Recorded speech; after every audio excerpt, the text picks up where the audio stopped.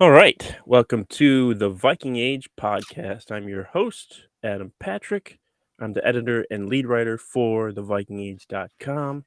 And as always, I'm joined by Chris Schad, who writes for us here at the Viking Age, as well as zone coverage and Bring Me the News. And what is the name of the newspaper that you write for now? It is the Brookings Register. There you go. Go check that So, out in South Dakota, right? yeah, All go right. check it out. Big game between SDSU and NDSU on Saturday. So, Oh boy, oh boy. Before we start today's show, if you're watching on YouTube, make sure to subscribe to our channel and like the video. If you are, we greatly appreciate you for already doing that. Also, make sure to follow the Viking Age on Twitter and Facebook. All right, before we start today, Chris, I have a little trivia for you. I like to do this sometimes. So the Vikings and Dolphins are playing this weekend in Miami. We'll have more on that later. But there have been a few quarterbacks to play for both the Vikings and Dolphins in their careers. Can you name three of them? Jay Fiedler, Yep. Gus Frerotte, Yep. and Teddy Bridgewater. Yeah, you got it. You could have also said Dante Culpepper, Sage Rosenfels, or Tyler Thigpen. It's amazing I thought of Jay Fiedler before Dante Culpepper, but Right? I don't even think Fiedler got in a game for the Vikings. He was just the backup in '98, I think. no, yeah, he So, never saw the field. But I remember Jay Fiedler, so because I remember as a kid being like, oh, he plays them now. Oh, he's did starting. That's interesting. the Vikings traded Culpepper to the Dolphins, right? They did. His knee exploded, and then Yeah. he wanted to rehab at a Planet Fitness or something instead of going into the team facility. So Brad Childress got pissed and traded him to Miami for like a third-round pick. Yeah, But and I think I saw he only appeared in like 4 games for the Dolphins, so it wasn't a good trade for them. no, Drew And I think Brees was out there that offseason too, but we Yep. all know what happened there. Yeah. Yep. So Yep. your All right, shoulder's going to fall apart. those Miami doctors known for making the right decisions anyways. Speaking of, before we get to the Dolphins and Vikings preview, I just wanted to talk a little bit about some topics that are kind of hot around the NFL, I guess you could say these days. They have to do with safety of the league and some questionable roughing the passer calls that happened most recently last weekend. So we saw two pretty bad roughing the passer calls made, one during the Falcons and Bucks game and the other during the Chiefs and Raiders game on Monday night. Both calls were apparently made because the refs felt the defender placed his entire body weight on the opposing quarterback. But honestly, what are they supposed to do? But these calls are having, it feels like, a tremendous impact on the results of games, and they have been for a while. Like we think back to, I want to say, was it 2018 when the Vikings and Packers tied in Lambeau, and I think Clay Matthews had like an egregious roughing the Yeah. like even Vikings fans were like that wasn't roughing the passer. So my question for you is, Chris Jones brought this up after the game, the Chiefs defensive lineman making this suggestion, but should roughing the passer be reviewable? Well, we saw this with pass interference, didn't we? Yeah. I mean, everybody wanted pass interference to be reviewed, and the league was never going to overturn it. I mean, the league's never going to loosen this up because who's involved? The quarterback. Who's making the most money? The quarterback. Who draws the most money? The quarterback. Like, they're going to protect their cash cows as much as they can.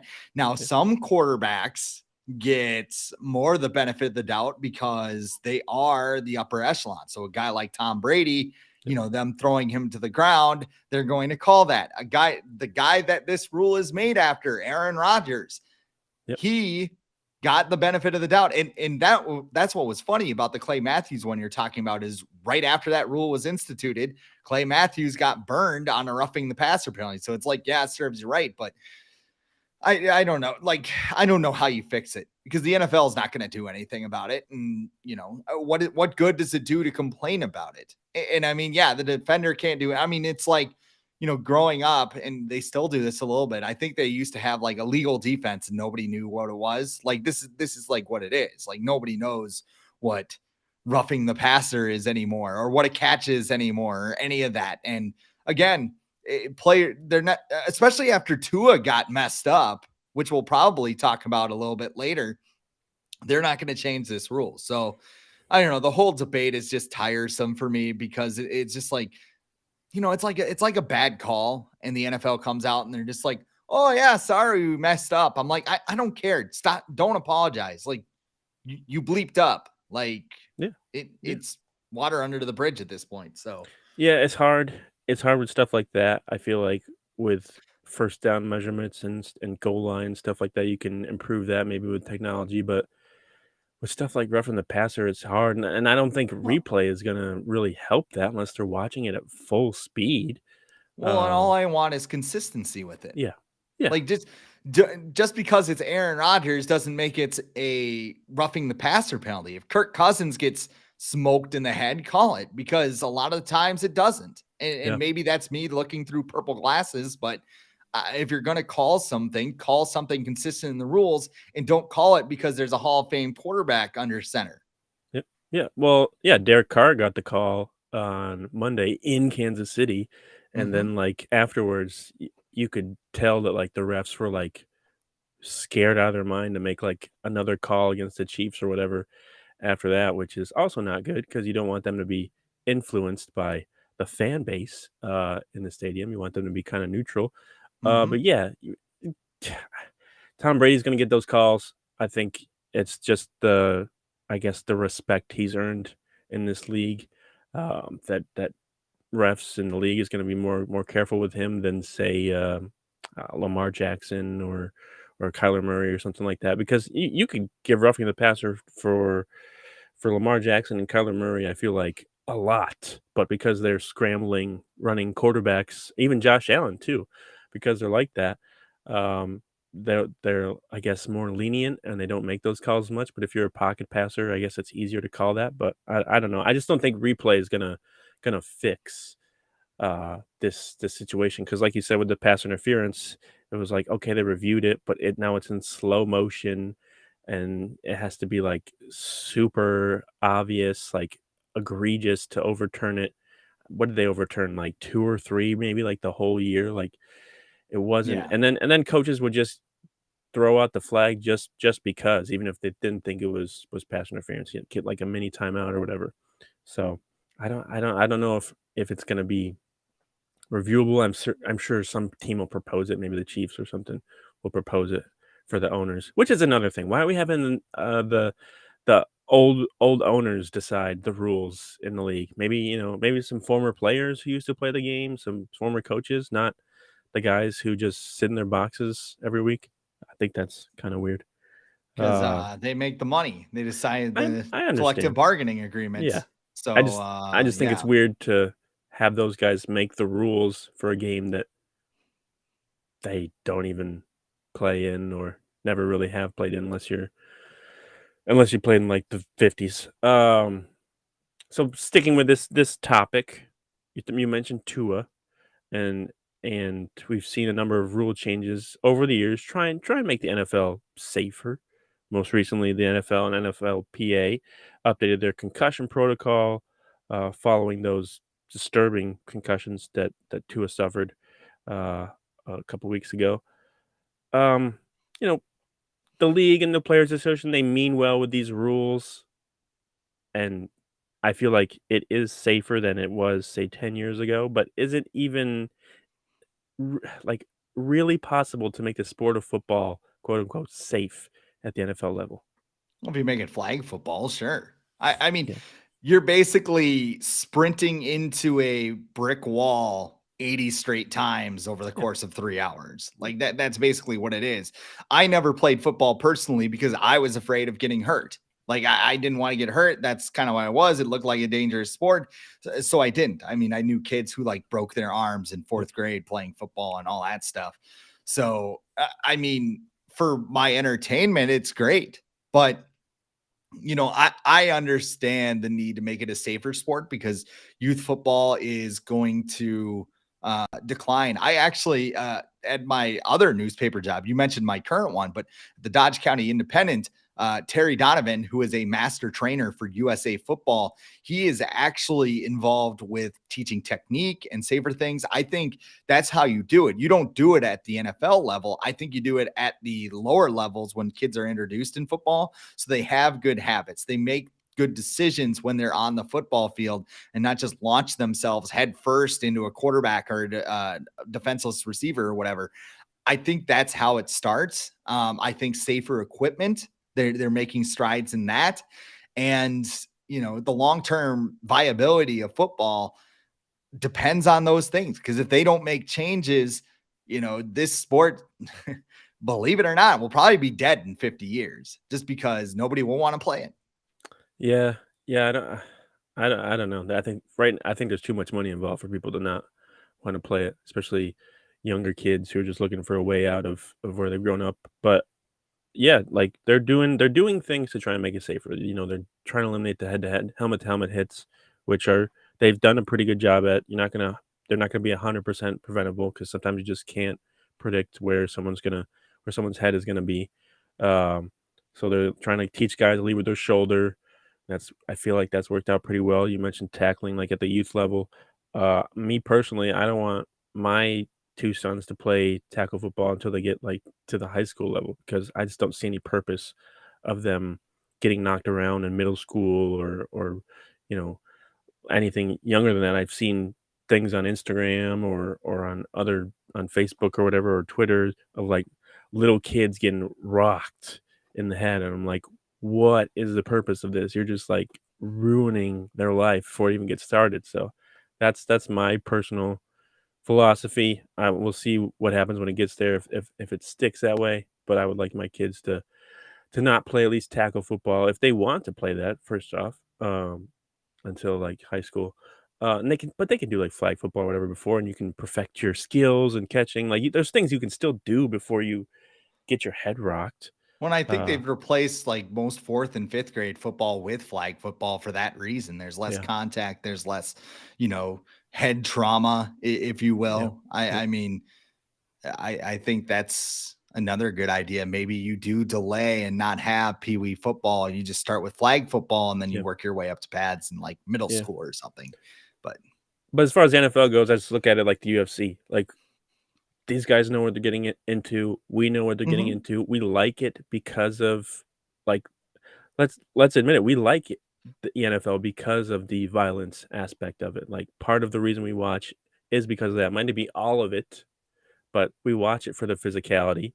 We still like those big hits. We don't like to see people, like, seizuring on the field, but we like to see those big hits, and this is just it's the sport. It's what it is. There's only so much you can do to make it safer, but, these guys know what they're getting into, and I feel like these arguments about, like, what can we do to prevent concussions? And I'm like, not much.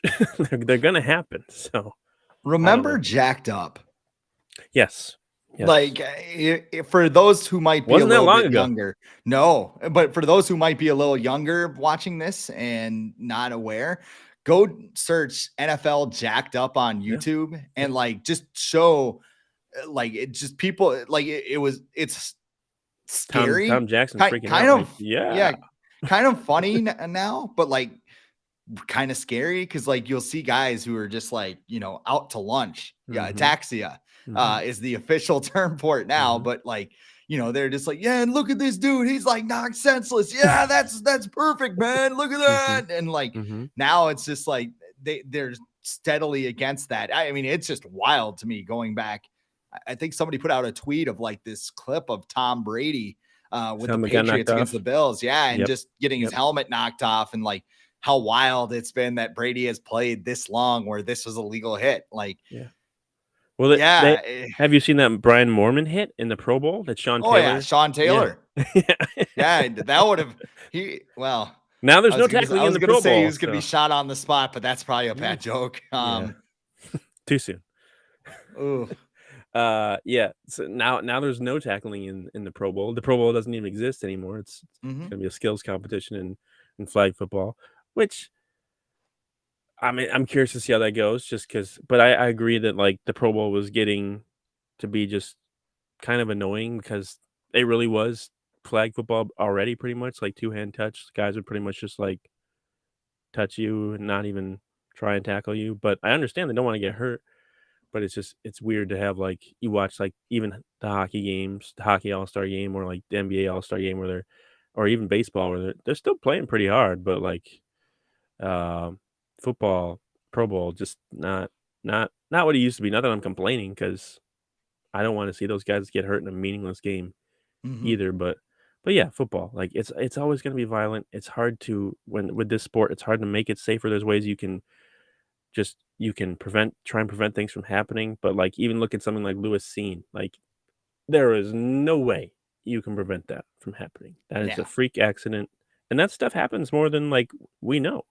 But I think as far as things like we look at something like players getting paralyzed, like, that doesn't really happen a lot anymore. Like, I feel like that used to happen a whole lot more, and I think Ryan Shazier is the last one. He's not even, like, fully paralyzed, but there's been guys who've played football in the past who've, like, been completely messed up and, like, completely Michael paralyzed because Irvin's career ended with yeah, one of those instances. concussions with Michael Irvin, Steve Young, Troy Aikman, Mhm. like, all those guys, they suffered multiple concussions in, like, the same season, and then they're like, "Alright, I gotta stop this." So, it's part of the game.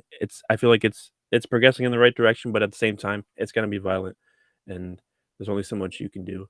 So, sometimes these arguments just kind of fall on deaf ears for me, but it's also good to talk. Is there anything that you think the league should do better or add to try and make the league a even more safer, even though we just said you basically can't? How about those concussion protocols? I don't know, but Longer? I don't know. I find it funny that the Dolphins are the ones complaining about it. And they're not complaining about it. I mean, Mike McDaniel didn't go on and complain about it, but he basically went up there and been like, "Well, Teddy doesn't have a concussion and he doesn't have Yeah, concussion I symptoms did or see that. anything like that." Yep. It's like you can't tell half the time. Yeah, you Like don't know. You don't seriously, know. like some guy just might be like stumbling over their words or like Yep, they might sound like you and I talking right now and yep, they might have a concussion. Like yep, sometimes it's hard to diagnose in the absolute moment yep. and the Dolphins experience that firsthand. So I don't know. I don't know how you do it. I don't know if like you put restrictor plates on like players or whatever, Mm, or yeah, just yeah, it really I I don't think I'd be know. f I think I'd be fine if the NFL wanted to institute, like, a mandatory if you're diagnosed with a concussion, like, legitimate, like, you have, like, full symptoms, I wouldn't mind if it was, like, a mandatory at least 2 weeks out. I'd feel like it would suck, but you would at least know that the league is kinda looking out for their players. I So mean, the you're saying it would be like a COVID, like they how did with COVID. Like if you had any yeah, symptoms whatsoever, yeah, like you're done for 10 yeah, days. yeah, yeah. I feel like that's way more important than COVID too, because like, Yeah. it can have like, look at Tua, like, it's possible that he suffered 2 concussions within, like, 4 or 5 days, and Mhm. that can affect you for the rest of your life, like, Well, it's dramatically. unacceptable too. Yeah, like, that there Like was no reason for him to be out on the field, um, and somebody so has to like here's my like somebody gives the okay for that. Like yeah. Mike McDaniel's like, I'm about player safety. Like, really, dude? Yeah, Like, he keeps saying like, "Oh, I don't wanna get in the way of doctors or whatever because I don't know, like, I'm not one to speak on that stuff," and it's like, "But you're the sending head of Tua this back out you're the there. head of this team, you can make that decision too, you can put your foot down and be like, 'No, he's not playing,'" Yeah. but he didn't do that. But yeah, like, as far as making the league safer, like, aside from concussions, I think we're realizing more and more that turf is terrible for players. uh, as far as their knees go. We saw what was it Sterling Shepard in the Giants game a couple weeks ago. No one was around him, and he tore his ACL just because his foot got caught up in the turf. I feel like natural grass should probably be the way to go, but at the same time, it's kind of hard to have maybe a natural grass field in a place like Minnesota. Yeah. You'd have to think up some serious things, but at the same time, these are billion-dollar organizations, and I think like you can figure out a way to grow some grass inside if you really have to.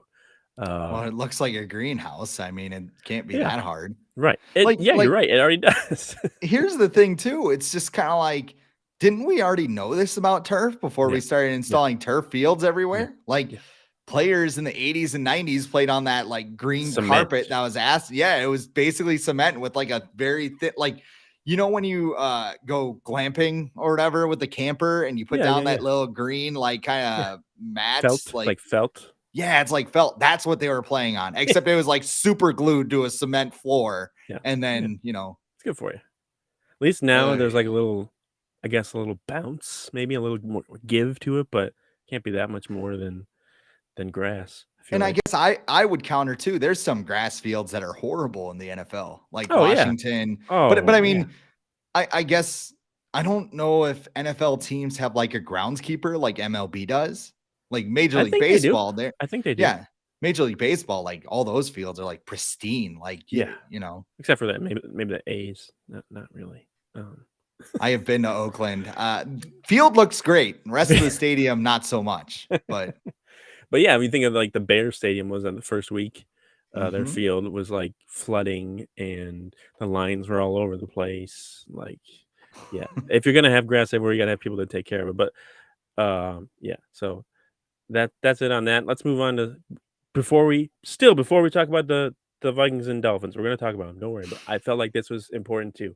There's some Vikings and Packers stuff going on. Everyone likes to talk Vikings and Packers on there. So in his most recent power rankings, Pro Football Talks Mike Florio, known Vikings fan actually, has the 4-1 Vikings as his 11th best team in the NFL.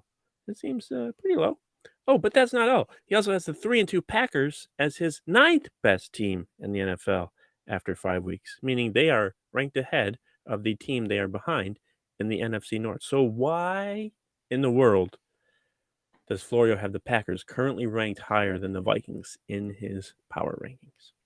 I was gonna say style points, but it's not like the Packers have looked great in their wins either. No. Like I think they had a decisive win over the Bears. Ooh, Who else did they beat? the Bucks The Bucks. and the They Patriots. beat the Bucks without Mike Evans, who went nuts Yep, on Marshawn yep, Lattimore, yep, and I believe two other receivers. And then they beat the Patriots without Mac Jones yep. and what's their top receiver's name? Can't score a touchdown. Kendrick Aguilar. Bourne. No. Jacoby Myers. Yeah, yeah, yeah. Yep, yep, yep, Is that his name? yep, yep. See, when you don't score touchdowns, you're irrelevant to me, apparently. But like, I get it. I do get it. Like, what were the numbers? Do you have the exact numbers? I think I What do. were the Packers like, and what were the Vikings? I haven't seen the rankings, but I Oh, mean, the if it's like Packers are ninth and the Vikings are 11th. 9th and 11th, But then okay, he had teams like but he has like teams like the Titans ahead of the Vikings. I'm like, what? yeah, that's a little weird.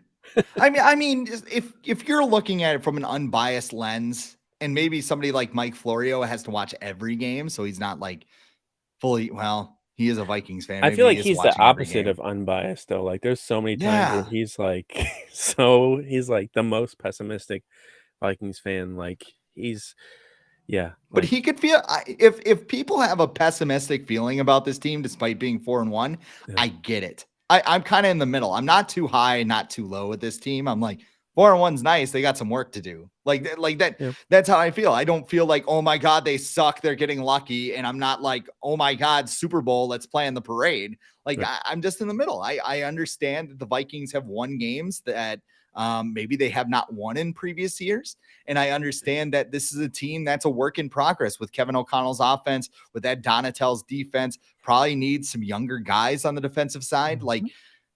I understand. And I think, too, Mike Florio is baking in a little bit that the Packers are going to be a better team at the end of the season. Like, they're going to Yeah, figure it out. They've gotten off to slow starts before, and yet they've won 13 games. And is it 2 or 3 straight seasons? Like, three. Matt LaFleur knows what he's doing.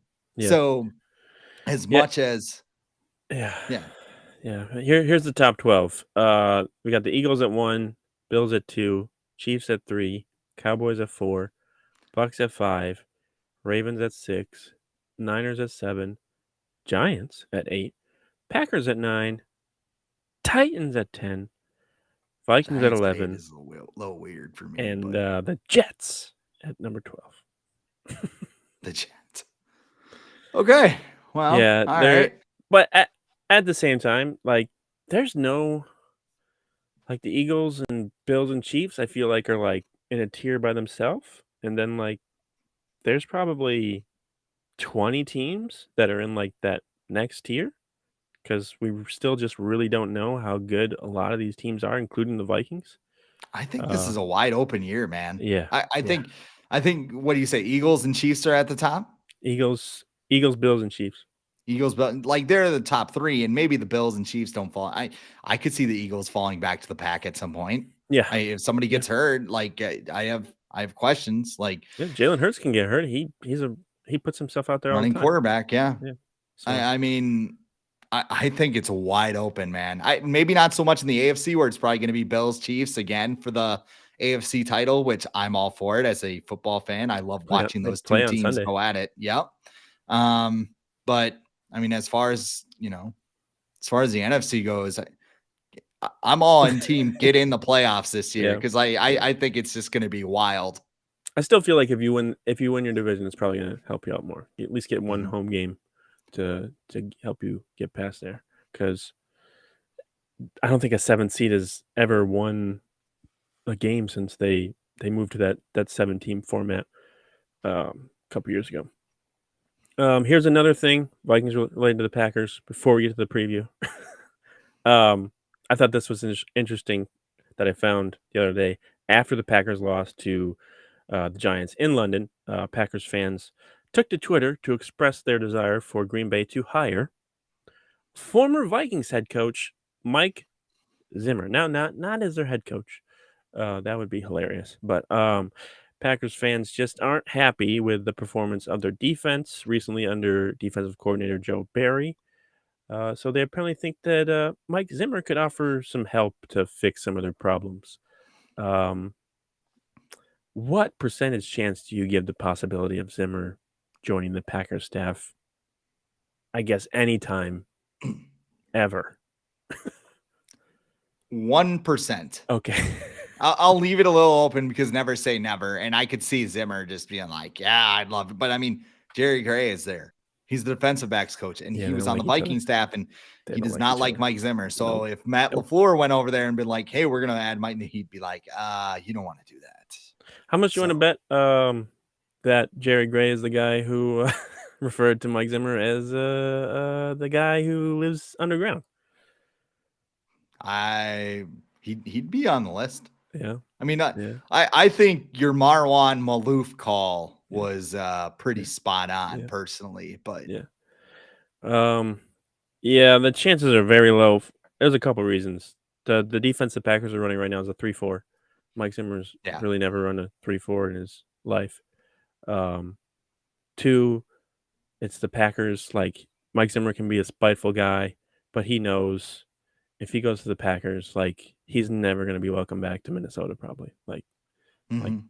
just there's just people who are never gonna like accept his forgiveness or whatever. Um, Quick question. Is Zimmer yeah. a Ring of Honor guy in your mind? Is Dennis Green in there? Dennis Green's in there. Yes. I would put Mike Zimmer in there. Not soon, but Yeah. maybe in like 10, 15 years. Hopefully before he's Hopefully gone. before he's gone.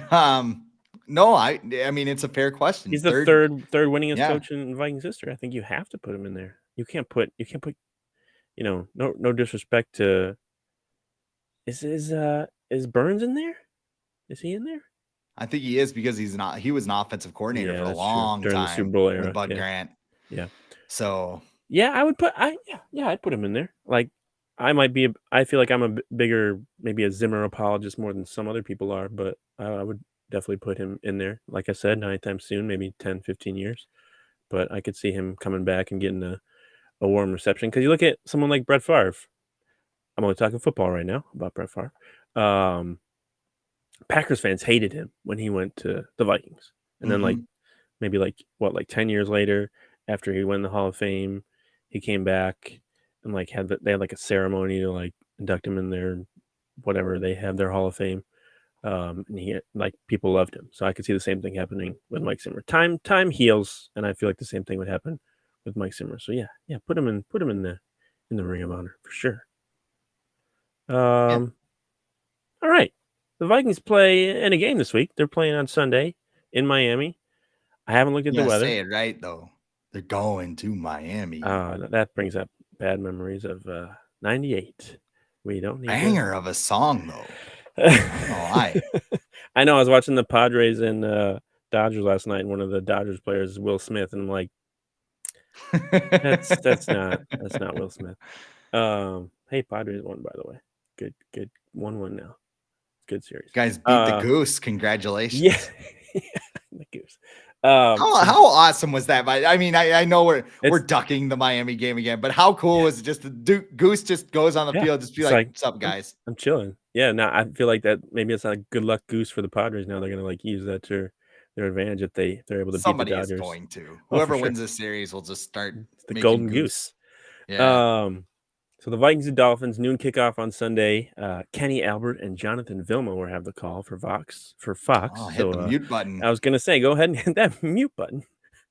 I think Jonathan Vilma described Kirk Cousins' body last year as the body of a linebacker. So that's all you need to know about that. The Vikings are currently favored by 3.5 points on the road, which seems pretty significant to me, especially because the Dolphins are 3-2. But they are starting their rookie quarterback, Skylar Thompson, who sounds like he's a made-up character from Madden that you drafted in about 2027. But they're favored by 3.5, and the over/under is 45.5 right now on FanDuel. Let's see real quick. The Vikings will beat the Dolphins on Sunday if they do what? Sneak a ping pong table into the locker room. Uh-oh, did you hear about the update? Yeah, apparently they took it out because it was uneven, actually. Okay. Yeah, Mike McDaniel was like, "Oh, I really like So it's leaders. the leadership of our veterans and stuff." Mike McDaniel makes Brad Childress look like PJ Fleck, I by mean, you the know where way. he's from, right? Mike McDaniel? Yeah. Colorado. Yeah. Yeah, Denver. But no, seriously, that dude makes that dude makes Brad Childress look like Nathaniel Hackett. Just like, hey guys, we're really bad at offense right now, and I let Russ cook, and he's gonna burn the kitchen down. But everything's fine. We're good. I'm totally gonna get fired for Sean Payton next offseason. No, and I had a concussion joke ready, but I don't think that's really in good taste. Let's not do that. Let's not go there. The Vikings will beat the Dolphins on Sunday if I don't want to say, like, here's the thing with the Vikings. I'm not even gonna give an answer to this because I don't know. This is such a weird game. Like, you look at this game, you go, oh, third string quarterback, this is fine. And then you go, no, Cooper Rush, Matt Moore, and like Andy Dalton's flamed us, down the wormhole. But Matt Moore. I had this as a loss at the beginning of the year. I thought the Viking, I thought it was a trap game. Now you're playing a third string quarterback, which nobody really knows too much about him. They should win. Yep. They should win. Yeah. But it's going to be a lot closer than we were because the Vikings cannot blow anybody out. They are physically incapable of blowing teams out. I don't know if it's a mental block. I don't know if it's anything. That is what I learned against the Bears. This group cannot blow anyone out. Yeah, once they do that, then I feel like they've taken that next step, and I feel like yes, that's the next step. I feel like they could do that this week. I know it's only 3.5, but I feel like if they get a good sizable lead, which they can against this Dolphins team that just gave up 40 points to the Jets. So yeah, and they're 28th in pass defense this year, 31st in yards per pass attempt allowed. So like their pass defense is not good, and you're about to go up against Justin Jefferson and Adam Thielen. That's probably not going to be good for you, especially Kirk Cousins is starting to heat up. It's Kirktober. So like I feel it like this game could get, the Vikings could get a big lead. And then the key is to keep their foot on the gas, especially in the third quarter. They have not scored a touchdown in the third quarter this season. If they come out and do that this weekend when they already have a lead, then I will feel very confident about them moving forward. I said that they will win if they limit the big plays because we know Skylar Thompson. Actually, we don't really know a whole lot about Skylar Thompson because he's a rookie. Um, but we know that they're maybe the Dolphins are still going to try and take some shots downfield, which because they have Tyreek Hill and they have Jalen Waddle, which those guys can get behind the defense with almost zero effort. And I feel like they're just going to take those shots no matter what, at least in the beginning. And the Vikings have been known to give up a fair share of big plays this year. They've given up a lot of yards. They haven't given up a lot of points. But there's a point where you can only give up so many yards before you give up the points. And I feel like the Dolphins have a potential. They have the playmakers that can hurt the Vikings. Even if you get just Tyreek Hill the ball like in a short crosser route, he can take that ball and just go 80 yards to the house for a touchdown. So I think they have to limit those big plays. I think we're not going to see Harrison Smith, probably anywhere close to the line of scrimmage this week because they're just going to make sure that they've got two guys back at all times. Hopefully, they don't take bad angles. They're going to get Andrew Booth back on the field this week, so that should help maybe a little bit. But we will see. And Brian Asamoah is going to play more. That's what it sounds like from Kevin O'Connell, that his involvement last week wasn't just a fluke. He's going to get some more snaps, so that's a good sign moving forward. How about let's just skip ahead to what's a bold prediction that you have for Sunday for the Vikings against the Dolphins? Justin Jefferson was going over for 150 yards receiving again. I think that Yeah. even with Xavier, I think Xavier Howard's overrated because every time somebody brings up how good he is, I'm watching him just getting torched somewhere. So I think Justin Jefferson has another big game. I think, the one problem that I will say about the Vikings right now is that Kirk Cousins, he's almost throwing the ball to Justin Jefferson too much. And I think Yeah. some people are like sitting there going like, what are you talking about? Give him the ball all damn day. But Yeah. guys like Adam Thielen aren't getting involved as much as they should. Guys like Mm-hmm. KJ Osborne aren't getting involved as much as they should. Irv Smith Jr., like all of those guys haven't really gotten involved. So Yeah. I think Justin Jefferson has another big game. I'm just hoping to see Adam Thielen. Like I said, he hasn't been targeted in so long. I forgot he was from Minnesota.